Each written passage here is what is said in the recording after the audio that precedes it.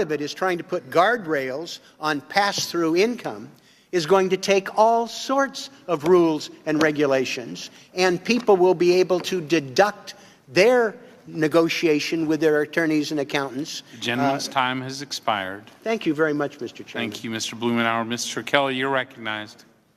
Thank you, Chairman. Mr. Barthel, thank you for being here, and staff, thank you for being here. You guys do incredible work. One of the things, now I don't know that you can address it, but maybe you can. One of our colleagues said that this does not result in the tax cut doesn't help people in Connecticut's the first district. It actually comes down to, and this is American Community Service, it comes down to tax cuts for a median four-person household of $4,096. And according to my calculations, that would take care of 10 months of car or truck payments. That would take care of 4 months of a mortgage payment. That would take care of 5 months of a rent payment. In my district, in Pennsylvania 3, we get $1,971, an incredibly different amount of savings, but the same type of results where we are saving hard-working American taxpayers money. They get to keep more of their own money. Isn't that what this whole bill is about? Well, that's not really a question I'm supposed to answer. That's for the members to decide. But if you were a taxpayer, would you feel better about this or would you feel worse about this? And I know you are a taxpayer.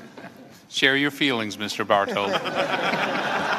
It's not if you lived in Connecticut. It's not appropriate for me to share my personal feelings. It's for the elected members of Congress to make those decisions. Okay. Well, the next time you go to buy a car or truck, I have a person that can help you navigate that. And we'll use your tax savings to make it a little bit easier in the pocketbook. The other thing I think is really interesting is that we are talking today, and there's a great concern with the deficits, the rising deficits. And I'm trying to understand, unless you're Rip Van Winkle, and he slept for 20 years, some of our members on the other side have only been asleep for 10 years, apparently, because the debt went from $8 trillion in 2008, and it's now over $20 trillion. My question would be, Mr. Barthold, were these deficits hit from people where they didn't actually see the escalation of the deficit? These are pretty much available to anybody, are they not? I'm not clear on what your deficit is. Here's the question. Mr. Kelly, I'm sorry. Who was privy to understanding what the debt level of the United States federal government was? Well, is this secretly held or privately held?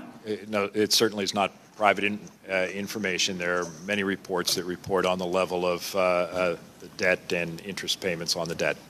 Okay, so it's available to anybody. What I'm concerned about, I was not here in 2008. I was in the private sector trying to get through some very difficult times. In fact, having one of my franchises taken away through the wisdom of the federal government. Fun time for a hardworking American taxpayer to hear all of a sudden you're not going to have your business anymore. And why? Because the geniuses in Washington decided you didn't deserve to keep that. So that's why I'm here. I'm not here because I needed a career. I left a career that I was very happy with to come here because I was tired of seeing everyday Americans get bulldozed by a federal government that makes decisions that absolutely alters their life. What we are trying to do is break the status quo. The worst thing that can come out of this committee is that we stick with the status quo. We may remain stuck in the worldview of where you would start a business. We may remain stuck in the fact that we have deficits that are rising, and I'm incredibly impressed by the fact that we can turn a blind eye to $12 trillion in debt since 2008 and look at the $1.5 trillion today in what I would term as the biggest turnaround opportunity in the American business community than we've ever seen. That's where the jobs come from. That's where the jobs come from. And when we talk about corporate people, and we talk about foreign investors, why do we have such a blind eye to the fact that if you want to fix Social Security, you better have more people participating in the labor workforce? That's who funds it. That's who funds it. And since November the 9th of last year, we've seen an incredible amount of optimism in our economy. And that was a result of an election. So my question to you, as you sit here today, and you're going to hear this all the way through this, because this is Hell Week, you're going to hear about what we're not doing for certain people. But I would just submit to my friends that this effort is a 3-decade effort to change the tide of America's trajectory. We cannot continue at the status quo, leave our position in the world, not be able to see our citizens rise to a new level, and sit back and say, well, we just couldn't get through that because we disagreed on the messaging of it or the rates. So I want to thank you for what you're doing and all your staff. You guys are incredible. My question is, why do you do this? I mean, you must be masochists. But we appreciate everything you're doing. And I would just tell you, you can't look at what Mr. Reid has here and look at this and say that somehow, if we just keep it the same, won't that be wonderful? Gentleman's it's a total time. disaster. Thank you, and I yield back. Thank you, gentleman's time has expired. Mr. Kind, you're recognized. Thank you, Mr. Chairman. Mr. Bartle, thank you for being here and for your service and for your patience. And I sure am glad, just picking up from my good friend from Pennsylvania's line, at least he had the courage to raise the issue about debt and deficits under this plan. And I wish there was more scrutiny of that because, Mr. Bartle, I mean, it's clear that the budget resolution that my Republican friends just passed recently makes room for an additional $1.5 trillion worth of debt in order to pass this tax bill. Is that correct? The budget resolution provides for $1.5 trillion. And just for the record, again, getting back to my friend's point, back in 2008, when President Obama inherited this god-awful economic recession, he also inherited a $1.5 trillion budget deficit from the previous administration. And when he left office earlier this year, he cut that down by over 2/3. So we started heading in the right direction. But this plan, again, will reverse that. And according to the Congressional Budget Office recent estimates, that publicly held debt as a percentage of our GDP currently is roughly 77%, and it's projected to go up to 91% over the next 10 years under current revenue estimates without this plan. I'm not asking you to verify those numbers because you don't calculate that with JCT itself, but clearly, with an additional $1.5 trillion worth of debt, that also does not include the increased interest burden that we'll have to pay on an expansion of that publicly held debt. But back to my friend Mr. Blumenauer's point, there are certain ways of masking the true size of that deficit, one of which, and it's been used in the past, is expiring or phased out provisions. Now, you've indicated one, but are there certain provisions under the Republican tax plan that phases out or expires over the next 10 years? Yes, as Mr. Kind, as I noted in the walkthrough, the expansion of bonus depreciation to 100% expensing of those assets is only for a 5-year period, so it expires after 5 years. The expansion of the allowable expensing under Section 179 to $5 million worth of annual capital expenditures also expires after 5 years. Family flexibility tax credit as well will phase out? Which family flexibility? And I noted to Mr. Blumenauer that the family portion for the taxpayer and the taxpayer's spouse expires after 5 years.